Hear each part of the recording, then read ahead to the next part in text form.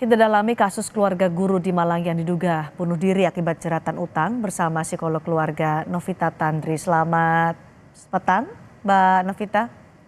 Selamat petang, Mbak Cindy. Mbak Novita, mengapa kasus seperti ini bisa terjadi di Malang? Seorang guru, satu keluarga yang mengambil keputusan untuk bunuh diri. Dugaannya karena terjerat utang, ini dugaan dari polisi.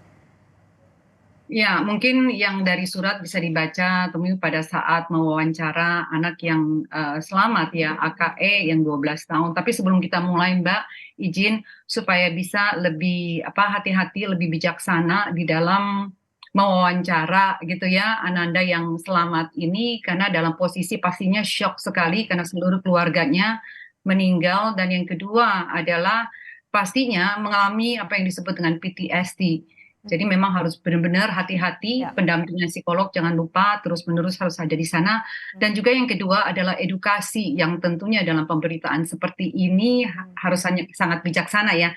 Karena biasanya pemberitaan tentang bunuh diri kepada orang-orang yang Ya. menonton, kalau pada saat dalam stage putus asa tidak ada harapan, biasanya malah dijadikan sebagai inspirasi, Mbak. Hmm. Itu, oke. Jadi kalau saya melihat di sini, kelihatannya bukan satu-satunya pastinya faktor ekonomi. Ada gangguan psikosis sebelumnya.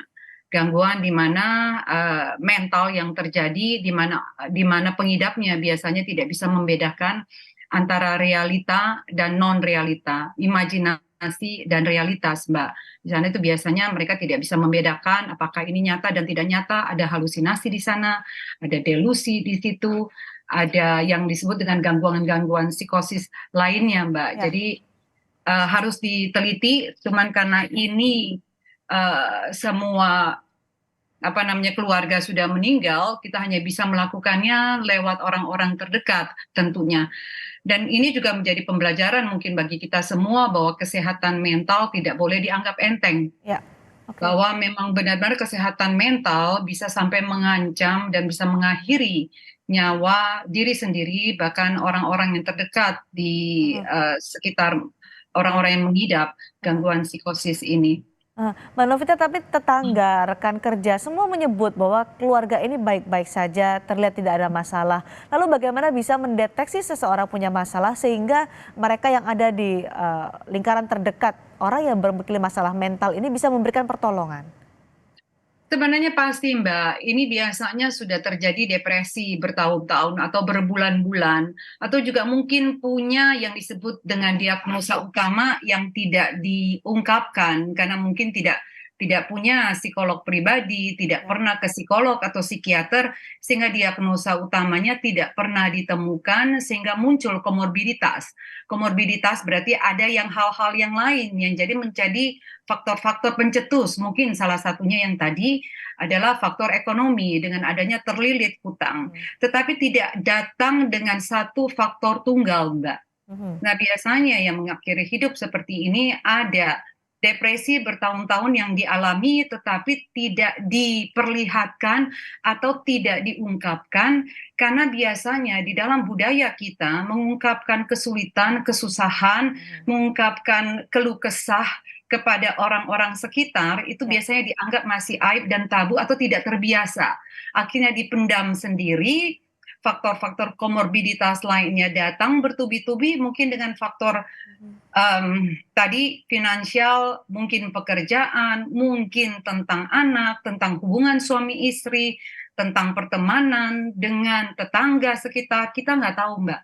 Jadi memang penting sekali untuk kita semua belajar dari sini apabila mengalami hal-hal yang membuat kita cemas, membuat kita merasa ada depresi di situ, membuat kita sampai punya gangguan tidur, gangguan makan, kehilangan minat yang biasanya kita suka sekali misalnya berolahraga, kita suka sekali misalnya berkebun, kita suka sekali memasak, lalu minat ini hilang semua, lalu nggak kepengen Ya. melakukan apa-apa.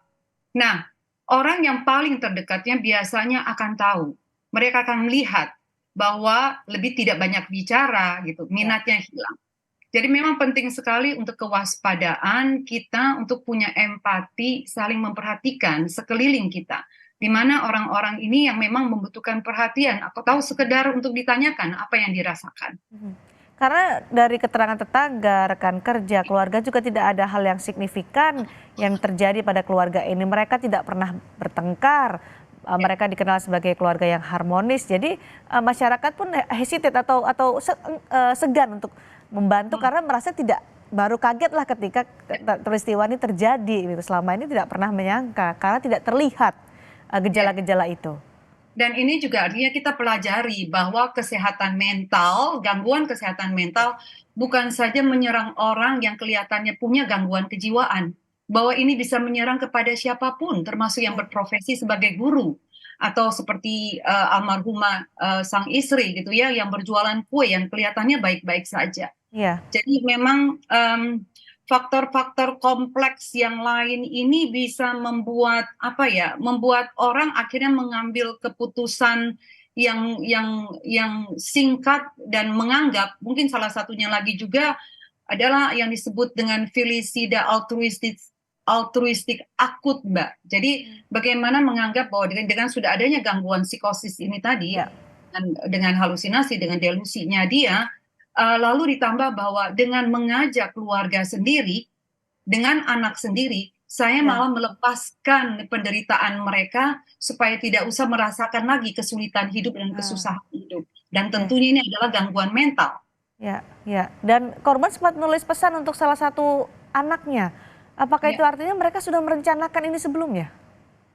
Biasanya begitu, Mbak. Jadi sudah ada perencanaan, sudah ada pikiran, ada skenario di dalam apa namanya kasus-kasus yang biasa saya tangani. Mereka sudah punya skenario ini atau bahkan sudah berbicara, berfantasi. Apakah yang akan saya lakukan supaya dapat menjalankan apa yang saya pikirkan. Dan biasanya kalau ini tidak dibicarakan, tidak punya psikolog untuk bisa diajak bicara, untuk digali, dia akan biasanya melaksanakan ini pada saat faktor-faktor komorbiditas ini datang bertubi-tubi, Mbak. Kemudian mengambil keputusan itu ya, keputusan yang sangat fatal ini. Ya, Mbak Novita, tapi kan masih ada satu anak kembarnya yang saat ini dirawat oleh keluarganya, dirawat neneknya. Tadi sudah diingatkan oleh Mbak Novita soal bagaimana memperlakukan satu anak yang selamat ini. Bagaimana kemudian sebaiknya keluarga, kemudian orang sekitar memberikan penanganan yang tepat untuk anak ini, terutama memulihkan kondisi psikologisnya. kalau buat saya nomor satu tentunya harus ada pendampingan dari psikolog dan urusan bicara PTSD bukan urusan 1-2 bulan, Mbak. Ini bisa datang dengan proses grieving itu Ya, sampai kalau kita bicara DA gitu ya, DABDA sampai ke acceptance dari denial. Nah, ini ada proses dia disebut dengan denial, proses dia mengalami kemarahan, ada bargaining, seandainya saya bangun lebih cepat, seandainya saya waktu kencing dengar suara seperti ini, ya, lalu ada depresi dan baru kepada acceptance. Grieving stage ini akan bolak-balik dan penting sekali profesional psikolog untuk bisa mendampingi termasuk dengan psikiater. Lalu yang kedua adalah kehadiran support system ini ya. untuk hadir ada di sana tetapi jangan dikorek-korek kalau Anda bukan psikolog. Karena pada saat dikorek-korek dengan tidak punya kemampuan secara profesional untuk menghadapi seseorang yang menghadapi PTSD seperti ini, shock sekali ya Mbak ya. Ya.